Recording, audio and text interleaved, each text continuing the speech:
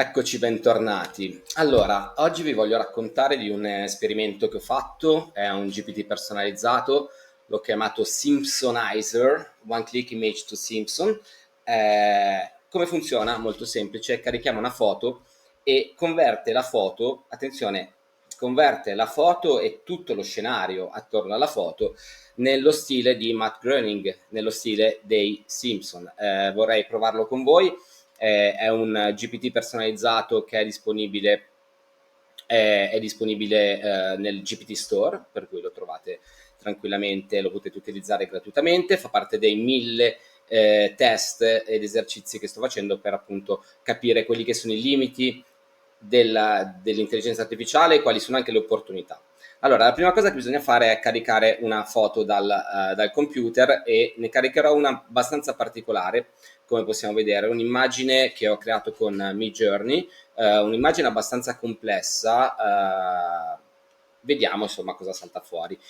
Ho cercato come al solito di ipersemplificare il processo, per cui di renderlo con meno passaggi possibili all'interno del meccanismo che governa questo GPT. Ci chiede: ok, vuoi generare una nuova versione?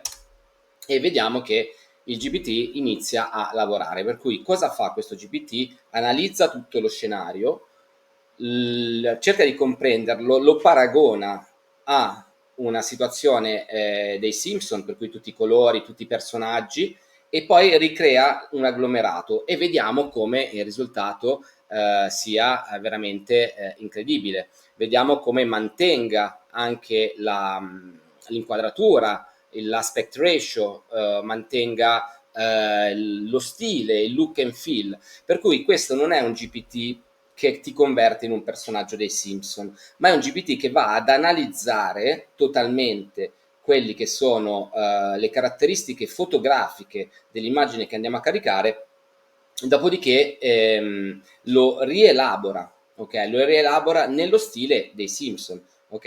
Adesso proviamo a generare una nuova versione, per cui richiediamo nuova versione e vediamo cosa salta fuori. Già il primo risultato, devo dire, essere secondo me molto molto fedele all'originale. È un fotogramma, gli viene chiesto proprio di realizzare un fotogramma come se fosse estratto da un film dei Simpson, comunque da una puntata in un cartone animato dei Simpson. Vediamo il secondo risultato, giusto per fare un double check, avere un focus group, un gruppo di controllo. Vediamo che in questo caso ha mantenuto le caratteristiche tipiche dell'immagine originale, che ricordiamo è appunto questo, ok? Questa, però ci ha creato una seconda nuova versione. Secondo me è un GPT molto divertente da utilizzare. Vi lascio da qualche parte il link e vi ringrazio, saluto e continuate a seguire i miei esperimenti. Ciao da Emanuele, Milano.